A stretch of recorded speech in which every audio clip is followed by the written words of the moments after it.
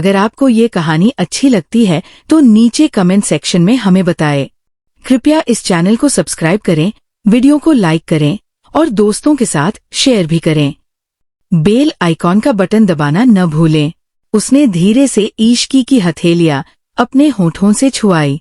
उस स्पर्श में इतना प्रेम था कि ईशकी का दिल पिघल गया। उसने अपना सिर तन्मय के कंधे पर रख दिया और आंखें बंद कर लीं। कुछ देर तक वे बस चुपचाप खड़े रहे। तन्मय उसके गालों पर अपने अंगूठे से आंसू पोंछता रहा। वह बार बार उसके बालों को सहलाता, जैसे वह उसकी टूटी हुई आत्मा को जोड़ रहा हो। ईशकी ने धीरे से फुसफुसाया, काश मैं तुम्हारे साथ कहीं दूर चली जाऊं। तन्मय ने मुस्कुराकर कहा, एक दिन ऐसा जरूर होगा जहां ये हवेली, ये डर, सब पीछे छूट जाएगा। उस रात का हर पल जैसे उनके दिलों पर अंकित हो गया। तन्मय की बाहों में ईशकी ने खुद को पहली बार महफूज महसूस किया। उनकी निकटता में कोई अधीरता नहीं थी, बस गहरा प्रेम और अपनापन था। वे दोनों देर तक यूं ही बैठे रहे। तन्मय ने ईशकी को अपने करीब खींच लिया। उसकी बाहों का वो आलिंगन इतना सच्चा था कि ईशकी के दिल में सारी उदासी मिट गई। उसने महसूस किया कि प्यार सिर्फ शब्दों से नहीं, बल्कि उस सुकून भरे स्पर्श से भी जताया जा सकता है जो किसी को जीवन का एहसास दिला दे। रात के सन्नाटे में तन्मय ने धीमे स्वर में कहा, मैं तुमसे एक वादा करता हूँ ईशकी, चाहे जो हो जाए, मैं हमेशा तुम्हारे साथ रहूंगा। तुम्हें कभी अकेला नहीं छोड़ूंगा। ईशकी ने उसकी ओर देखा। उसकी आंखों में विश्वास की चमक थी। उसने तन्मय का हाथ थाम लिया और बोली, और मैं भी हमेशा तुम्हारी रहूंगी। उस पल में हवेली की ठंडी दीवारों के बीच प्यार का एक उजाला जगमगा उठा था। पर हवेली की दीवारों के पीछे एक और कहानी चल रही थी। रघुनाथ सिन्हा को अब कुछ संदेह होने लगा था। वो तन्मय पर नजर रखने लगा था। ईशकी को लेकर उसका स्वभाव और अधिक कठोर होता जा रहा था। ईशकी को ये आभास था कि तूफान आने वाला है, लेकिन तन्मय का प्रेम अब उसकी सबसे बड़ी ढाल बन चुका था। वह जानती थी कि चाहे हालात कितने भी कठिन हों, तन्मय का प्यार उसकी सबसे बड़ी ताकत है। हवेली के गलियारे आज पहले से ज्यादा चुप थे। हवा का एक झोंका पुरानी खिड़कियों से होकर निकला तो उनकी चरमराहट गूंज उठी। रात का सन्नाटा और भी गहरा हो गया। रघुनाथ सिन्हा अपने कमरे में बैठा था, हाथ में हुक्का लिए हुए, लेकिन उसकी आंखें तेज थीं, जैसे कोई शिकारी अपने शिकार को देख रहा हो। कुछ तो गड़बड़ है, वो बुदबुदाया। उसके माथे पर शिकन और हाथों में गुस्सा था। हवेली का मालिक भले ही उम्र में ढल चुका था, लेकिन उसका अहंकार और शक आज भी वैसा ही जिंदा था। पिछले कुछ दिनों में ईशकी की आंखों की उदासी बदल गई थी। उसमें एक अनकहा सुकून दिखने लगा था, जो रघुनाथ को खटक रहा था। ईशकी कमरे में बैठी थी। खिड़की के बाहर अंधेरा पसरा था। उसने गहरी सांस ली। रघुनाथ के गुस्से को वो अच्छी तरह जानती थी। उसके मन में कहीं डर बैठा हुआ था कि शायद वो अब उस पर नजर रख रहा है। उसके चेहरे पर हल्की रोशनी पड़ रही थी, लेकिन उसके दिल में उथल पुथल मची थी। अगर रघुनाथ को हमारे बारे में कुछ पता चल गया तो, ये सोचकर ही उसके हाथ कांप उठे। तभी दरवाजे पर दस्तक हुई। उसका दिल धक से रह गया। उसने जल्दी से आंसू पोंछे और दरवाजा खोला। सामने तन्मय था। उसकी आंखों में वही गहरी मोहब्बत और चिंता थी। तुम्हारा चेहरा इतना उतरा हुआ क्यों है? तन्मय ने धीमे स्वर में पूछा। ईशकी ने कांपते होठों से कहा, मुझे डर लग रहा है तन्मय। लगता है रघुनाथ को सब पता चल जाएगा। तन्मय ने उसका हाथ थाम लिया। डरने की कोई जरूरत नहीं, मैं हूं न तुम्हारे साथ। उसकी आवाज में एक दृढ़ता थी। ईशकी ने उसकी आंखों में देखा और महसूस किया कि वही उसकी सबसे बड़ी ताकत है। तन्मय कमरे में आया और दरवाजा धीरे से बंद कर दिया। दीपक की लौ टिमटिमा रही थी। उसकी परछाई कमरे में फैल रही थी। ईशकी की आंखों में आंसू थे, लेकिन उनमें प्यार की भी चमक थी। तन्मय ने उसके आंसू पोंछते हुए कहा, तुम्हारी ये आंखें रोने के लिए नहीं बनी, इन्हें सिर्फ मुस्कुराना चाहिए। ईशकी ने उसकी ओर देखा। उसकी आंखों में उस पल एक अजीब सा सुकून था। वह तन्मय के सीने से लग गई। बारिश की बूंदें खिड़की से टकरा रही थी। तन्मय ने उसके चेहरे को अपनी हथेलियों में लिया। ईशकी, तुम मेरी दुनिया हो। अगर तुम्हें कोई तकलीफ पहुंचाए तो मैं खुद को कभी माफ नहीं करूंगा। ईशकी ने हल्के स्वर में कहा, तुम्हारे बिना मैं ये सब नहीं सह पाती। उसके शब्दों में दर्द और मोहब्बत का ऐसा संगम था कि तन्मय का दिल कसक उठा। उसने धीरे से उसका माथा चूम लिया। उस स्पर्श में ऐसा अपनापन था कि ईशकी की आंखों से आंसू बह निकले। ईशकी को तन्मय की बाहों में ऐसा सुकून मिला जो उसने कभी नहीं जाना था। हवेली की ठंडी दीवारें, रघुनाथ का क्रूर स्वभाव, सब जैसे उस पल मिट गए। वे दोनों खिड़की के पास खड़े थे। दीपक की हल्की रोशनी उनके चेहरों पर पड़ रही थी। तन्मय ने उसके गाल को अपनी उंगलियों से सहलाया। काश ये रात कभी खत्म न हो, उसने धीमे से कहा। ईशकी ने हल्की मुस्कान के साथ कहा, काश। उस पल उनकी आंखों में एक दूसरे के लिए वही गहराई थी जो सालों के रिश्तों में भी मुश्किल से मिलती है। अगले दिन हवेली का माहौल और तनावपूर्ण हो गया। रघुनाथ ने नौकरों से पूछा, गुड़िया, ईशकी कहाँ रहती है शाम को? कौन आता है उससे मिलने? नौकरों ने डरते हुए कहा, हुकुम, कोई नहीं आता। रघुनाथ की आंखों में शक और तेज हो गया। उसने तय कर लिया कि वो अब खुद उस पर नजर रखेगा।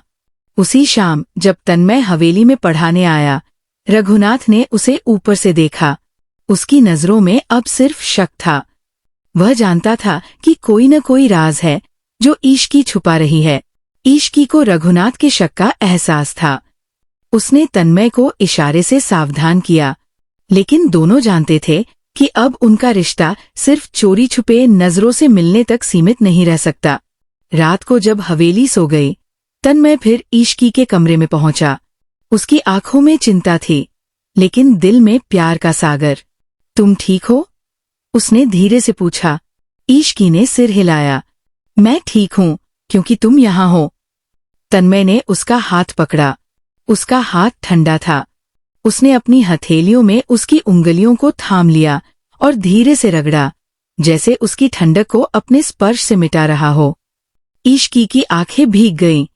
उसने फुसफुसाकर कहा, मुझे बस तुम्हारा साथ चाहिए, बाकी सब मैं सह लूंगी। तन्मय ने उसे अपनी बाहों में भर लिया। उस आलिंगन में शब्दों से ज्यादा ताकत थी। ईशकी ने अपने चेहरे को उसकी छाती में छिपा लिया। तन्मय की धड़कने सुनते हुए उसे लगा जैसे दुनिया का सबसे सुरक्षित ठिकाना यही है। वे दोनों चुपचाप एक दूसरे को महसूस करते रहे। दीपक की हल्की लौ कमरे में रूमानी परछाइयां बना रही थी। हवेली का डर, रघुनाथ का गुस्सा, सब जैसे उस पल फीका पड़ गया। ईशकी, तन्मय ने उसका चेहरा उठाते हुए कहा, तुम्हारे लिए मैं किसी भी हद तक जा सकता हूँ।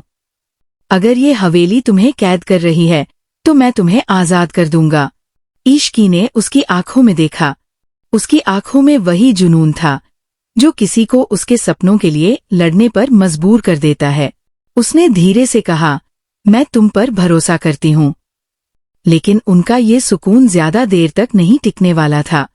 रघुनाथ अब पूरी तरह सच जानने के लिए बेचैन हो चुका था। उसने हवेली के एक वफादार नौकर को तैनात कर दिया था कि वो ईशकी के हर कदम पर नजर रखे। हवेली का हर कोना जैसे उन दोनों के खिलाफ साजिश कर रहा था। लेकिन ईशकी और तन्मय का प्यार अब इतना गहरा हो चुका था कि वे इस डर को नजरअंदाज करने लगे। उस रात तन्मय ने ईशकी का चेहरा अपने हाथों में लिया और कहा, हमारा ये प्यार किसी के डर से नहीं टूटेगा। ईशकी ने हल्की मुस्कान दी। तुम्हारे साथ मैं किसी भी तूफान का सामना कर सकती हूँ। उन्होंने एक दूसरे को गले लगाया। ये आलिंगन सिर्फ प्रेम का नहीं, बल्कि एक वादा था, साथ निभाने का, चाहे हालात कितने भी कठिन क्यों न हों। उस पल हवेली का अंधेरा भी उनके दिलों की रोशनी को नहीं बुझा सका। हवेली के गलियारों में आज एक अजीब सी बेचैनी थी। चारों ओर फैली नीरवता जैसे किसी बड़े तूफान का संकेत दे रही थी। रघुनाथ सिन्हा अपने कमरे में बैठा था, आंखों में खतरनाक चमक लिए। उसके सामने नौकर खड़ा था, डर के मारे कांपता हुआ। तो सच यही है, रघुनाथ ने धीरे धीरे कहा। नौकर ने सिर झुका लिया। मालिक, मैंने अपनी आंखों से देखा है। मास्टर साहब, वो अक्सर मालकिन के कमरे में आते हैं। रघुनाथ का चेहरा लाल हो उठा। उसकी आंखों में बदले की आग भड़क रही थी। गुड़िया, उसने दांत पीसते हुए कहा, तुमने मेरे घर को अपमानित करने की हिम्मत की? उस रात हवेली का माहौल खौफनाक हो गया। रघुनाथ ने ईशकी को अपने कमरे में बुलवाया। ईशकी के कदम भारी हो गए। वह जानती थी, अब कुछ बुरा होने वाला है। जैसे ही वो कमरे में पहुंची, रघुनाथ ने दरवाजा बंद कर दिया। तो ये सब खेल चल रहा था? उसने गुर्राते हुए कहा। ईशकी ने डर के बावजूद हिम्मत जुटाई। मैंने कुछ गलत नहीं किया। रघुनाथ का हाथ उसके चेहरे पर पड़ा। वो जमीन पर गिर पड़ी। उसकी आंखों में आंसू थे, लेकिन उनमें एक दृढ़ता भी थी। तुम्हें लगता है कि मैं तुम्हें छोड़ दूंगा? रघुनाथ ने उसकी बाह पकड़कर झकझोर दिया। मैंने तुम्हें खरीदा है, गुड़िया। तुम्हारी सांस भी मेरी इजाजत से चलती है। ईशकी के दिल में घृणा की आग जल उठी। वह जानती थी कि अब ये रिश्ता सिर्फ एक कैद है। उसके गाल पर लाल निशान उभर आया था। रघुनाथ ने उसे कमरे में बंद कर दिया। तन्मय को जब ये सब पता चला तो उसका खून खौल उठा। हवेली के नौकरों से किसी तरह खबर मिली कि रघुनाथ ने ईशकी को कमरे में बंद कर दिया है। रात का समय था। हवेली अंधेरे में डूबी हुई थी। तन्मय चुपके से पिछवाड़े के रास्ते हवेली में दाखिल हुआ। उसका दिल तेजी से धड़क रहा था। ईशकी कमरे के कोने में बैठी थी। उसका चेहरा आंसुओं से भीगा हुआ था। तभी दरवाजे की हल्की सी चरमराहट हुई। उसने सिर उठाया। तन्मय दरवाजे से अंदर आया। ईशकी, उसने फुसफुसाकर कहा। ईशकी उसकी ओर दौड़ी और उसकी बाहों में समा गई। उसकी आंखों में राहत के आंसू थे। मुझे यहाँ से ले चलो, तन्मय। मैं अब और नहीं सह सकती। तन्मय ने उसका चेहरा थामा। अब बहुत हो गया। आज हम इस हवेली से निकल जाएंगे। कोई हमें रोक नहीं पाएगा। उस पल का आलिंगन जैसे सारी दुनिया को भुला देने वाला था। ईशकी के गाल पर तन्मय ने अपने होंठ रखकर कहा, तुम्हें इस दर्द से आजाद कराऊंगा। तुम मेरी जिम्मेदारी हो, मेरा प्यार हो। ईशकी उसकी बाहों में सिमट गई। हवेली का डर उस पल पिघल गया। कमरे की चारदीवारी में तन्मय का साथ उसे ऐसा साहस दे रहा था जैसा उसने पहले कभी महसूस नहीं किया। वे दोनों खिड़की से आती हल्की चांदनी के नीचे खड़े थे। ईशकी ने उसकी आंखों में देखा। उनमें सुरक्षा और प्रेम का ऐसा वादा था जो किसी भी बंधन को तोड़ सकता था। जैसे ही वे कमरे से बाहर निकले, रघुनाथ सिन्हा दरवाजे पर खड़ा था। उसकी आंखों में खून उतर आया था। तो ये सच्चाई है, उसने ठंडी आवाज में कहा। मेरी हवेली में मेरी इज्जत पर हाथ डालने की हिम्मत की तुमने। तन्मय ने ईशकी को अपने पीछे कर लिया। इज्जत इंसानियत से बड़ी नहीं होती, ठाकुर साहब। आपने उसे सालों से कैद कर रखा है, अब वो आजाद होगी। रघुनाथ का क्रोध उफान पर था। उसने अपने आदमियों को बुलाया। हवेली के दरबार में तनाव का माहौल था। तन्मय और रघुनाथ के आदमियों के बीच हाथापाई शुरू हो गई। तन्मय के अंदर का जुनून उसकी ताकत बन गया। वह ईशकी के लिए सब कुछ दांव पर लगा चुका था। ईशकी का दिल जोर जोर से धड़क रहा था। वह कोने में खड़ी सब देख रही थी। उसकी आंखों में डर था, लेकिन उसमें अब उम्मीद भी थी। लंबे संघर्ष के बाद तन्मय ने रघुनाथ को धक्का देकर गिरा दिया। रघुनाथ की आंखों में हैरानी थी। उसने जमीन पर गिरते हुए पहली बार अपनी हार महसूस की। तन्मय ने ईशकी का हाथ थामा। चलो, ईशकी, अब यहाँ से हमेशा के लिए चलते हैं। ईशकी की आंखों से आंसू बह निकले। उसने पीछे मुड़कर हवेली को देखा। वो हवेली जिसने उसे सिर्फ दर्द दिया था, आज उसके लिए अजनबी हो चुकी थी। वे दोनों हवेली से निकलकर अंधेरी राहों पर चल पड़े। चांदनी उनकी राह को रोशन कर रही थी। गांव के किनारे पहुंचकर सूरज की पहली किरणों ने धरती को छुआ। ईशकी ने गहरी सांस ली। उसका चेहरा आजादी की चमक से दमक उठा। तन्मय ने उसका हाथ कसकर थामा। अब हम हमेशा साथ रहेंगे ईशकी। अब कोई हमें अलग नहीं कर पाएगा। ईशकी ने उसकी ओर देखा। उसकी आंखों में प्यार और कृतज्ञता का सागर था। तुम्हारे बिना मैं कुछ भी नहीं तन्मय। तन्मय ने मुस्कुराते हुए कहा, अब तुम सिर्फ मेरी हो और मैं सिर्फ तुम्हारा। उस पल सूरज की रोशनी ने जैसे उनके प्यार को आशीर्वाद दिया। हवा में एक नई शुरुआत की खुशबू थी। इश्की का दर्द अब एक नई कहानी में बदल चुका था। एक ऐसी कहानी जहां प्यार ने जुल्म को हरा दिया। इश्की और तन्मय ने मिलकर उस हवेली की कैद से खुद को आजाद कर लिया। उनका प्यार अब गांव में एक मिसाल बन गया। हवेली का अंधेरा पीछे छूट गया और उनके जीवन में एक नया सवेरा आया।